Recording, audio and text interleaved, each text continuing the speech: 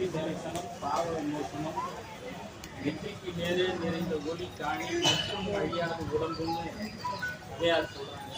அதனால ஜோதியை கொஞ்சம் நேர் தரிசனமாக வேண்டுதல்.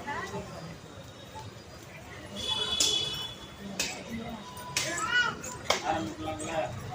ஓம் பால கணபதியே நமக. ஓம் பால கணபதியே நமக. ஓம் தர்ண கணபதியே நமக. ஓம் தர்ண கணபதியே நமக. பக்த கணபதியே நமக. அஷ்ட கணபதியே நமக. வீர கணபதியே நமக. வீர கணபதியே நமக. சக்தி கணபதியே நமக. சக்தி கணபதியே நமக. வித்யா கணபதியே நமக.